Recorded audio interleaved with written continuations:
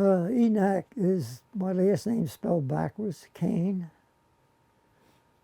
I think my wife came up with that idea.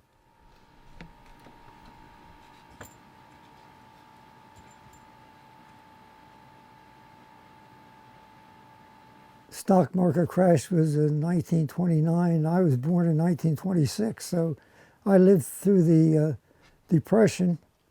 It was a very hard time. We didn't have much.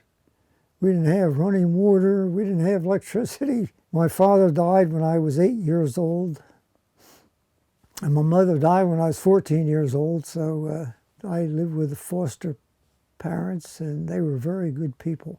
I was raised on a small farm. It was hard work, but it was fun. Well, when I was growing up, I didn't have any thoughts about what I was going to do, really. When I went into the service, I sort of got interested in electronics. My outfit, I sort of took care of all the electrical problems. They figured I was an electrician for some reason, but it worked out good. So when I got out, I thought this would be the thing I'd be more interested in than anything else.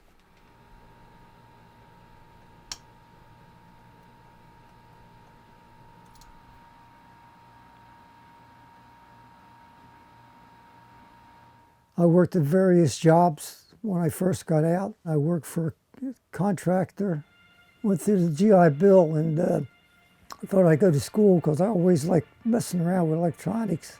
The 2-year course I took was in Philadelphia at the Radio Electronics Institute.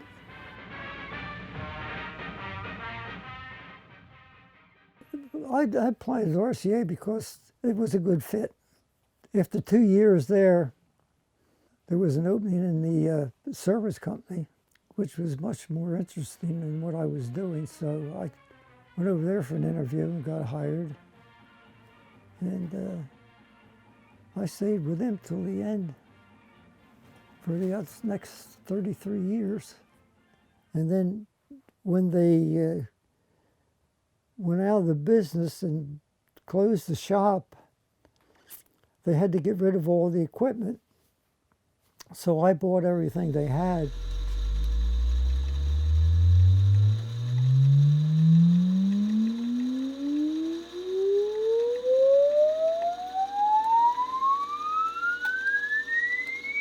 And this is a signal generator, which feeds a signal into the microphone, and the sound coming out of the microphone is what's plotted on the graph. It's a response curve. Let's see, here's the, could go that way. Okay.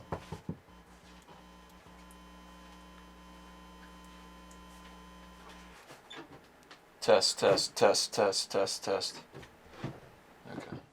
Well, Luke, I don't know how he found out I was here, but he gave me a call, and he was really interested in what I was doing because he's studying acoustic engineering, which has a lot to do with microphones, naturally. And he wanted to work with me to learn how to repair microphones, and he does a good job, and he's really interested in it. This one is one of the trickiest to work on. Oh, I got another one to show you. So you have to pull it all out through here, and the transformer is glued up in there. And I don't know if I showed you this one before. but a really interesting design. They called this the Star Maker. That was its nickname. I've done plenty of these. Not my favorite to do, but Did I show you this one? yeah. No. Turner. That's a good looking mic. Well, my mom is a voiceover artist, and microphones being a big part of the voiceover industry. She heard about Mr. Kane through her voiceover connections, and when I heard about his work and how integral he's been to the microphone industry, and especially ribbon microphones, I wanted to meet him. I just gave him a call.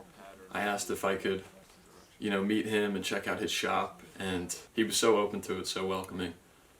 For the past 4 years, whenever I'm not in school, I'm working with him every day, essentially. And he knows more than anyone about his line of work because he has worked with the best of them. But not once have I seen him act conceited in any way. He's very humble. I do a lot of mics for Sun Studios, which is, they're not Nashville or Memphis, but they're well known through the country music industry. I had a call just last week from Ricky Skaggs talking about having the microphone repaired. Oh, I did work for Pixar. I didn't meet anybody there. I just repaired their microphones. Leon Redbone was also another good friend of mine. He had a lot of the big RCA 44 BX microphones. We'd go out for breakfast. He liked old diners, so I took him down to Angelo's, and we were leaving Angelo's one morning, and this woman walked up to him and says, "You look just like Leon Redbone." And he didn't say, "Well, I am Leon Redbone." He just stood there and looked at her. So my wife finally told her, "Yeah, that's Leon Redbone." And Chet Atkins is another person that I had a lot of contact with, because he took over the RCA studios in Nashville. Les Paul, I worked on all of Les Paul's ribbon microphones. How I met Les Paul was, got a phone call, and the person on the other end said, "I'm Les Paul. You know who I am?" That's why I know Les Paul, Mary Ford. "Well, that's me." He was real rough talking guy. You know, these people, like I say, were really, most of the ones I met were really nice people. Sometimes, you know, I'll get a microphone and I'll just spend all day working on it just to make it the way I want it to be.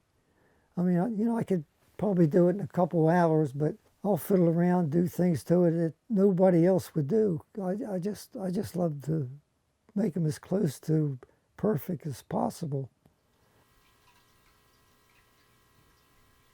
That is one we use for a standard. We check this against some we repair to make sure they match. And that's just pretty much the same with all of these. That's a 44BX, this is a 44A. This is an Altec 639. And this is a porch light microphone because it looks like a porch light. You know, they had everything nicknamed. This is what they call the paintbrush. This is their first light they made, you know. That's how large it was at the time.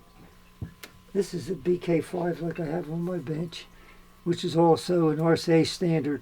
And this is the BK11. This is the last really microphone they manufactured. So how would I explain a ribbon microphone? Mechanically, it's essentially three elements: magnets, an aluminum ribbon, and a transformer. A magnet is oriented so that between them is placed a ribbon, a very thin, long, corrugated strip of aluminum. And it's tensioned in such a way that it is sensitive to the movement of air, the changes in air velocity. And the change in position of the aluminum in the magnetic field creates a changing electric field, similar to an electric guitar, the strings moving near the magnetic pickup. And the final component, the transformer, is essentially just translating that energy to be suitable for recording.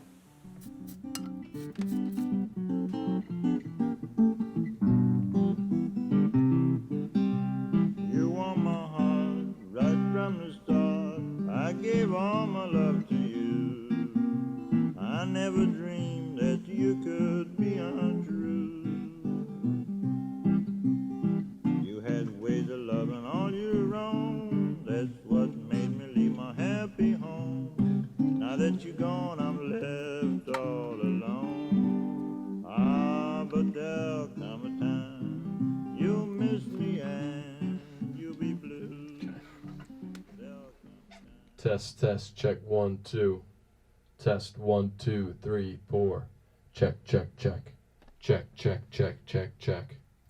It's good. It's got good treble. Plenty of low end. And I'll be long gone, sweet baby, hurry home or I'll be gone. And, you know, what's the future of microphones? What's it going to be? I think the future will be that they'll still use these old microphones. I think people love these old ribbon microphones. I don't know if they have anything yet that sounds quite as good and warm as the ribbon. The old microphones are really part of history.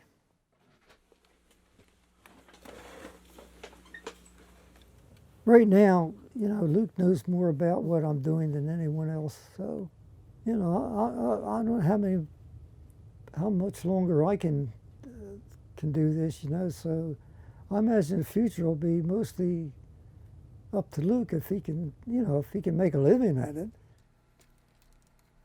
Perfect. Who knows what retirement's going to look like for him and when it's going to be.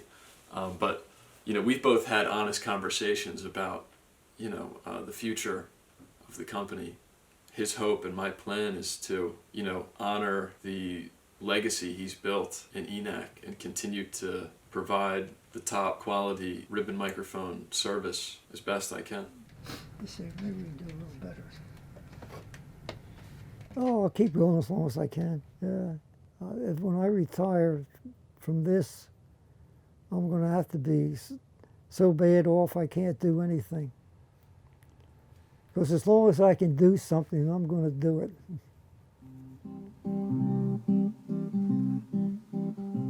My cowboy life is so happy and